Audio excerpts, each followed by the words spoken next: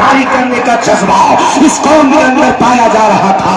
نبی کونین صلی اللہ تعالیٰ علیہ وسلم کے حکم پر عمل کرنے والی یہ قوم تھی، اور سب سے زیادہ اللہ اس کے رسول سے محبت کرنے والی۔ آج جب محبت کی بات آتی ہے، جب الفت نبی کی بات آتی ہے، محبت رسول کی بات آتی ہے، تو ہماری قوم نعرہ لگانے میں تو بہت آگے ہے، مگر پنج وقتہ نماز ادا کرنے کو کہا جائے تو مسجد خالی رہ جاتی ہے، نماز ادا کرنے کی توفیق نہیں ہوتی ہے، پنج وقتہ نماز اس سے چھوٹ جاتی ہے۔ آؤ ذرا دیکھو مسلمانوں، جنگ احد لڑی گئی، اور جنگ احد میں ایک عورت ایسی ہے مدینہ کی، اتنا عشق ہے حضور کا دل میں، اتنی محبت ہے دل کے اندر کہ اس کا شوہر شہید ہو گیا، باپ بھی شہید ہو گیا، اس کا لڑکا بھی شہید ہو گیا، اس کا شوہر بھی شہید ہو گیا۔ اللہ اکبر! جس عورت کے سامنے چار چار جنازے ہوں، بھائی بھی شہید، باپ بھی شہید، لڑکا بھی شہید، شوہر بھی شہید، وہ مدینہ سے باہر جب نکلتی ہے تو شیطان نے خبر اڑا دیا تھا حضور کے تعلق سے کہ حضور کو قتل کر دیا گیا ہے۔ معاذ اللہ رب العالمین، مدینہ سے باہر نکلتی ہے وہ عورت، خواتین اسلام بیٹھی ہوئی ہے، اس واقعے کو اپنے لوہے دل پر نقش کر لے اور حضور کونین صلی اللہ علیہ وسلم کی محبت اپنے دل کے اندر سب سے زیادہ سجا لے، محبت رسول کا چراغ جلا لے، اور یہاں سے جائے تو ہمیشہ بارگاہ نبوی میں، بارگاہ رسالت میں درود و سلام کا نذرانہ پیش کرتی ہوئی محبت رسول میں اپنی زندگی کو گزارے۔ وہ عاشقہ ہے، وہ محبہ ہے، وہ حضور سے محبت کرنے والی ہے، چلی جا رہی ہے۔ کسی نے کہا تیرا شوہر شہید ہو گیا ہے، اور آگے بڑھی، کہا کوئی غم نہیں ہے، اور آگے بڑھی، کہا کسی نے تمہارا بھائی بھی شہید ہو گیا ہے، کہا کوئی غم نہیں ہے، بتاؤ میرے آقا کا کیا حال ہے، میرے مصطفیٰ کا کیا حال ہے، میرے محبوب کا کیا حال ہے، نبی کونین کا کیا حال ہے۔ کسی نے کہا شوہر شہید ہو گیا، اس کے بارے میں نہیں پوچھے گی، باپ شہید ہو گیا، اس کے بارے میں نہیں پوچھے گی، بیٹے شہید ہو گئے، اس کے بارے میں نہیں پوچھو گی۔ اس نے کہا اے لوگوں سن لو، تاریخ کے صفحات پر بھی آج بھی اس محبہ کے زبان سے نکلے ہوئے جملے تخت پر نو، لوہے دلداز پر نقش ہے۔ اس نے کہا اے لوگوں سن لو، میرے محبوب سلامت ہے تو میرے لیے پوری کائنات۔ کیا بات ہے، بہت خوب۔ میرے محبوب سلامت ہے تو میرے لیے میرا شوہر سلامت ہے۔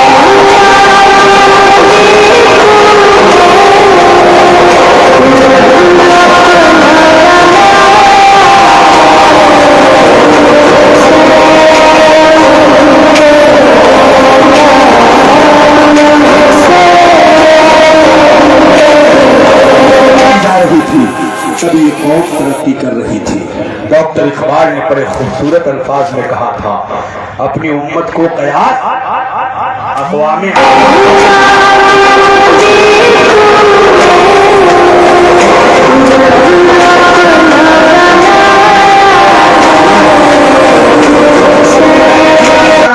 قوم رسول ہاشمی، تو یہ قوم آپس میں خوب محبت کرنے والی تھی۔ ان کی عبادت کا حال قرآن میں بیان کیا گیا، تراہم رکعا سجدا یبتغون فضلا من اللہ ورضوانا۔ تم دیکھو گے کہ یہ قوم رکوع کرنے والی ہے، یہ قوم سجدہ کرنے والی ہے، یہ قوم اللہ کی رضا تلاش کرنے والی ہے، یہ قوم رب کی بارگاہ میں ندامت کے آنسو بہانے والی ہے۔ اے لوگوں، آج ندامت کے آنسو اگر ہماری آنکھوں میں آ جائے تو رب کی رحمت مچل کے ہمارا استقبال کرے۔ آج ہم گناہ کرتے ہیں مگر توبہ کی توفیق نہیں ہوتی ہے۔ توبہ کرو رب کی بارگاہ میں اپنے گناہوں سے۔ آج جو حالات ہیں مسلمانوں کے، مسلمان ذلت و رسوائی کے گڈھے میں چلا جا رہا ہے۔ کوئی قوم نہ تو اچانک ترقی کرتی ہے اور نہ کوئی قوم اچانک زوال پذیر ہوتی ہے۔ ترقی کے بھی کچھ اسباب ہوتے ہیں اور تنزلی کے بھی کچھ اسباب ہوا کرتے ہیں۔ تو سب سے زیادہ محبت رسول، الفت رسول اپنے دل کے اندر بساؤ۔ اخوت کا یہی تو جذبہ تھا کہ چند یتیموں کی آواز پر محمد بن قاسم سندھ تک آ گیا۔ یہی اخوت کا تو جذبہ تھا کہ چند خواتین اسلام کی آواز پر حجاج ابن یوسف نے اپنے بھتیجے محمد بن قاسم کو بھیج دیا تھا. آج تو حال یہ ہے کہ تمام شہر جلے ایک میرا گھر نہ جلے. تمام شہر جلے ایک میرا گھر نہ جلے. خود غرضی اس قوم کے اندر نہیں تھی. اس قوم میں امانت پائی جا رہی تھی. حضرت سیدنا عمر بن خطاب رضی اللہ عنہ ایک سفر میں تشریف لے جا رہے تھے. پیاس لگی. ایک ریوڑوں کے چرواہے کے پاس پہنچے. کہا سنو, کہا یہ بکری بیچو گے؟ کہا نہیں, یہ بکری میرے مالک کی. کہا اس کا دودھ دے دو. کہا جب تک مالک کی اجازت نہیں ہوگی اس وقت تک میں نہ اس کا دودھ دوں گا نہ یہ بکری بیچوں. میں اپنے مالک کا وفادار ہوں, مالک کا وفادار ہوں. حضرت سیدنا عمر بن خطاب رضی اللہ عنہ فرمایا تم جانتے ہو کس سے بات کر رہے ہو؟ میں مسلمانوں کا امیر ہوں. عمر بن خطاب مجھے کہا جاتا ہے. کہا تم کوئی بھی ہو, مجھے اس سے کوئی غرض نہیں. میں تو اپنے مالک کا وفادار ہوں. میں نے اگر اپنے مالک کی دی ہوئی بکریوں میں اگر ہم نے خیانت کر دی تو مالک کے دربار میں بھی رسوا ہوں گا, اور جو سب سے بڑا مالک ہے احکم الحاکمین ہے اس کے دربار میں بھی مجھے ذلیل و رسوا ہونا ہوگا. اتنا سننا تھا. حضرت سیدنا عمر بن خطاب نے ہاتھ رب کی بارگاہ میں بلند کر دیا. اے میرے مالک, جب تک روئے زمین پر ایسے امانتدار ایسے دیانتدار لوگ رہیں گے میری قوم کبھی زوال پذیر نہیں ہوگی. ہمیشہ یہ قوم ترقی کے راستے پر رہے. امانتداری ہمارے, دیانتداری ہمارے اندر تھی, صداقت کا جذبہ ہمارے اندر تھا, خوف الہی ہمارے اندر تھی, محبت رسول کا جذبہ ہمارے اندر تھا, نزاکت و پاکیزگی کا معاملہ ہمارے اندر تھا, تجارت میں صفائی ستھرائی ہمارے اندر تھی, معاملات میں صفائی ستھرائی ہمارے اندر تھی. ہماری وصفوں کو غیروں نے لے لیا تو غیر ترقی کر رہے ہیں, ہم تنزلی کے شکار. قوت عشق سے ہر پست کو بالا کر دے اور دہر میں اس میں محمد سے اجالا کر دے. نہ ہو یہ نام تو بلبل کا ترنم بھی نہ ہو, چمن دہر میں کلیوں کا تبسم بھی نہ ہو. حضرات یہ ادارہ دارالعلوم غوثیہ حبیب المدارس تو آپ کے علاقے کا ایک شاندار اسلامی قلعہ ہے. یہاں سے فارغ ہونے والے علماء اپنی خدمات کی بدولت پورے ہندوستان میں اپنا نام روشن کیے ہوئے ہیں. یہاں کے اساتذہ قابل فخر ہیں, یہاں کے اساتذہ لائق مبارکباد ہیں.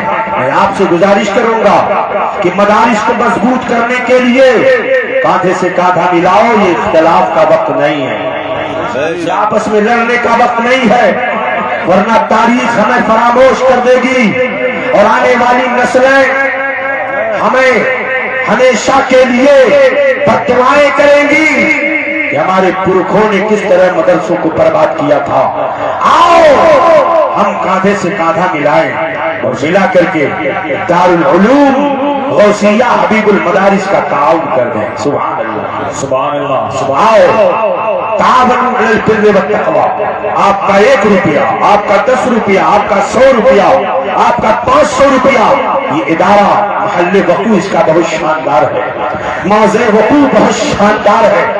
آپ اس کے لیے تن من دھن سے آگے آئیں تو انشاءاللہ العزیز وہ دن دور نہیں ہے کہ یہ ادارہ اپنی شان و شوکت کے ساتھ اور پھر مزید خدمات اسلامیہ کرنے کے لیے تیار ہے. سبحان اللہ. یہ دیکھیے ہمارے ایک صاحب نے 500 روپیہ, سبحان اللہ, نعرہ لگائیے ماشاء اللہ, سبحان اللہ. آؤ یہ سلسلے محبت کچھ اس طرح نبھے گا, کچھ تم قدم بڑھاؤ, کچھ ہم قدم بڑھائیں.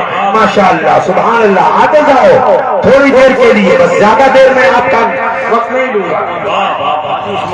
حاجی عثمان صاحب ماشاءاللہ، اللہ ان کے کاروبار میں ترقی عطا فرمائے. مدرسوں کے لیے آپ دل و جان سے قربان ہو جائیے. یہ مدرسے نہیں رہیں گے تو آپ کا وجود نہیں رہے گا. یہ مدرسے نہیں رہیں گے تو آپ کے چہرے پر داڑھی سلامت نہیں رہے گی. آپ کے چہرے پر آپ کے سر پر ٹوپی سلامت نہیں رہے گی. یہ مدرسوں کی دیر ہے کہ اسلامی وجود اور اسلامی تشخصات ہمارے درمیان قائم ہے. اللہ اکبر، سبحان اللہ سبحان اللہ. آتے جائیے. بدر عالم صاحب نے 100 روپیہ اور بھی ہماری سبحان اللہ اور بھی کسی سے پیچھے نہیں.